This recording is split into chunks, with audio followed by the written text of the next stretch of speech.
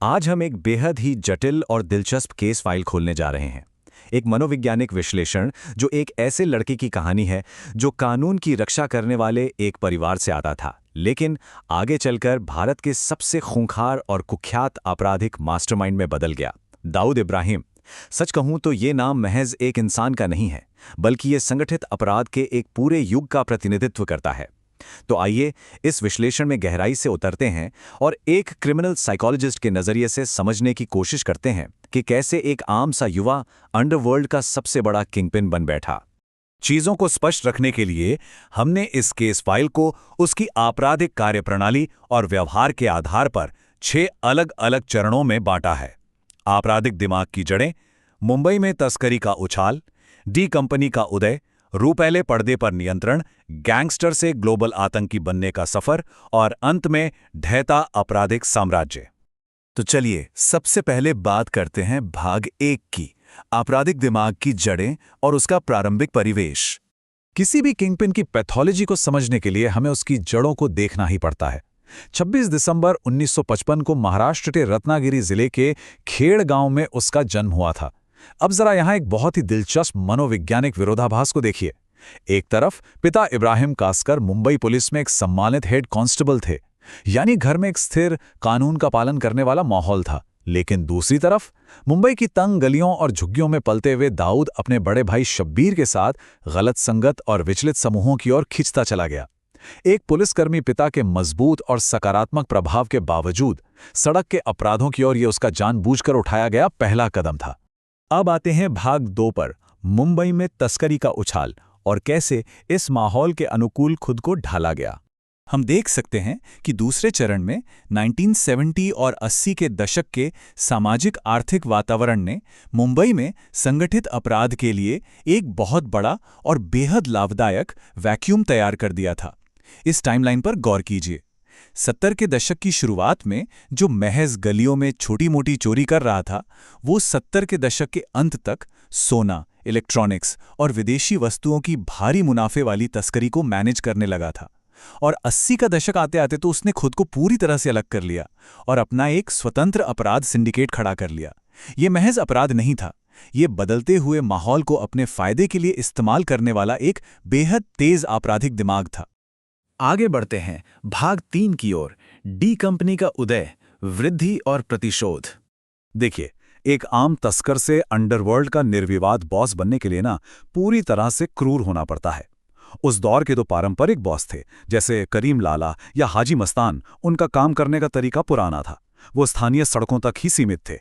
लेकिन इसके ठीक विपरीत दाऊद ने अपने सिंडिकेट को एक शार्प कॉर्पोरेट शैली के उद्यम में बदल दिया, जिसे डी कंपनी कहा गया। उसने अंतर्राष्ट्रीय नेटवर्किंग, हवाला, बड़े पैमाने पर ड्रग्स की तस्करी और कॉन्ट्रैक्ट किलिंग को अपने ऑपरेशंस में शामिल कर लिया। भारत में संगठित अपराध का चेहरा हमेशा के लिए बदल चुका था। लेकिन सवाल यह है कि इस खौफनाक साम्राज्य के पीछे का मनोवैज्ञानिक ट्रिगर क्या था। शुरुआत होती है 1980 के दशक में स्थापित पठान गैंग के साथ हिंसक दुश्मनी से, और इसी गैंग वॉर के बीच दाऊद के बड़े भाई शब्बीर की बेरहमी से हत्या कर दी जाती है। एक क्रिमिनल साइकोलॉजिस्ट के नजरिए से अगर हम देखें तो यही वो टर्निंग पॉइंट था। भाई की मौत ने एक चरम प्रतिशोध को जन्म दिया। इसके बाद उसने क्रूरता की सारी हदें पार कर दी और मुंबई के बड़े व्यापारियों और बिल्डरों के बीच डर पर आधारित एक पूर्ण सत्ता स्थापित कर ली। डर अब सिर्फ एक भावना नहीं थी, डर अब उसका सबसे बड़ा और सबसे घातक हथियार था। भाग 4, रुपहले पर्दे पर नियंत्रण, या कहें एक तरह का आत्ममुग्ध वर्चस्व।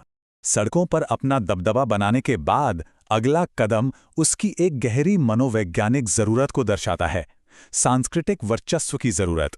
डी कंपनी का ध्यान अब मुंबई की चमकती फिल्म इंडस्ट्री यानी बॉलीवुड पर था। उनकी रणनीति एकदम साफ और बहुआयामी थी। बड़ी बड़ी फिल्मों में सीधा पैसा लगाना, फिल्म निर्माताओं से भारी जबरन वसूली करना, अपनी बात मनवाने के लिए डर और खौफ का इस्तेमाल करना और हाई प्रोफाइल फिल्मी सितारों के साथ सीधे संपर्क बनाए रखना। यहाँ सबसे अहम बात यह है कि उसने अपने बनाए हुए खौफ को अथाह पैसे और सामाजिक रसूख में बदल दिया था। वो सिर्फ एक माफिया नहीं रहना चाहता था, वो समाज के सबसे चकाचौंध वाले हिस्से को अपनी मुट्ठी में रखना चाहता था। अब रुख करते हैं भाग 5 का, गैंगस्टर से ग्लोबल आतंकी बनने का सफर, यानी पैथोलॉजिकल अतिवाद। ये वो मोड़ है जहां ये कहानी अपना सबसे खौफनाक और काला रूप ले लेती है। साल 1993, उसकी असामाजिक पैथोलॉजी का सबसे चरम रूप। 250 से ज्यादा। ये कोई आम आंकड़ा नहीं है। ये 12 मार्च 1993 को मुंबई में हुए सिलसिलेवार बम धमाकों में जान गंवाने वाले मासूम लोगों की संख्या है। भारतीय जांच एजेंसियों के अनुसार इन दिल दहला देने वाले धमाकों की पूरी साजिश दाऊद इब्राहिम और उसके करीबियों ने ही रची थी। इस एक घटना ने उसे हमेशा के लिए भारत का सबसे बड़ा मोस्ट वांटेड अपराधी बना दिया। धमाकों के तुरंत बाद वो देश छोड़कर भाग निकला, पहले दुबई और उसके बाद कथित तौर पर पाकिस्तान में जाकर छिप गया। इसके बाद तो दुनिया भर में एक बहुत बड़ा अंतर्राष्ट्रीय मैनहंट शुरू हो गया। भारतीय एजेंसियों का लगातार ये कड़ा दावा रहा है कि उसे पाकिस्तान की खुफिया एजेंसी आईएसआई यानी आईएसआई का समर्थन और सुरक्षा मिलती रही है। हालांकि कूटनीतिक स्तर पर पाकिस्तान इन आरोपों से हमेशा साफ इनकार करता आया है।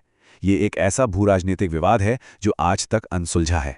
अगर हम आधिकारिक दस्तावेजों पर नजर डालें तो उसके इस अंतर्राष्ट्रीय खौफ का सबूत साफ दिखता है। संयुक्त राष्ट्र, एफबीआई और इंटरपोल ने उसे आधिकारिक तौर पर एक अंतर्राष्ट्रीय आतंकवादी घोषित कर दिया। उसका नेटवर्क अब कई देशों की सीमाओं को लांघ चुका था। हत्या, जबरन वसूली, मैच फिक्सिंग, ड्रग्स और हथियारों की सप्लाई करने वाला एक विशाल ग्लोबल सिंडिकेट। ये उसके मनोवैज्ञानिक म्यूटेशन का बिल्कुल आखिरी और सबसे खतरनाक चरण था। एक गली का गुंडा अब ग्लोबल टेररिस्ट बन चुका था। और अब भाग 6, ढहता आपराधिक साम्राज्य, इस कहानी का अंतिम अध्याय। देखिए, इस क्लिनिकल केस फाइल को खत्म करने से पहले हमें इस विशाल अंतर्राष्ट्रीय नेटवर्क के धीरे धीरे दरकने का भी विश्लेषण करना होगा, क्योंकि कोई भी साम्राज्य हमेशा के लिए अजेय नहीं रहता, है ना? 1990 और 2000 के दशक में मुंबई पुलिस ने अंडरवर्ल्ड की कमर तोड़ने के लिए बेहद आक्रामक अभियान चलाए। उसके कई खास गुर्गे या तो पुलिस एनकाउंटर में मारे गए या जेल की सलाखों के पीछे पहुंच गए। कई पुराने वफादारों ने ही उसका साथ छोड़ दिया। और तो और संपत्तियों की लगातार जब्ती ने इस सिंडिकेट के आर्थिक ढांचे को गहरी चोट पहुंचाई। कानून व्यवस्था ने उसकी ताकत को व्यवस्थित रूप से कम तो जरूर कर दिया है, लेकिन सच्चाई ये भी है कि वो आज भी भारत की मोस्ट वांटेड लिस्ट में मजबूती से टिका हुआ है। इस विश्लेषण के बिल्कुल अंत में पहुंचते हुए एक बेहद गहरा सवाल हमारे सामने खड़ा होता है। दाऊद का साम्राज्य आज भले ही कमजोर पड़ गया हो, उसका सीधा नियंत्रण शायद अब उतना ना हो, लेकिन इतने दशकों तक जो डर, खौफ और भ्रष्टाचार हमारी व्यवस्था और समाज में बोया गया है, क्या वो पूरी तरह खत्म हो चुका है? एक हेड कांस्टेबल के बेटे का ये अभूतपूर्व और खौफनाक आपराधिक सफर हमें ये सोचने पर मजबूर करता है कि डी कंपनी का ये गहरा मनोवैज्ञानिक और सामाजिक साया भारतीय परिदृश्य से पूरी तरह से कब मिटेगा। इसी विचारोत्तेजक सवाल के साथ हम आज की इस केस फाइल को यहीं बंद करते हैं। इस जटिल आपराधिक मनोविज्ञान को हमारे साथ समझने के लिए आपका बहुत बहुत धन्यवाद।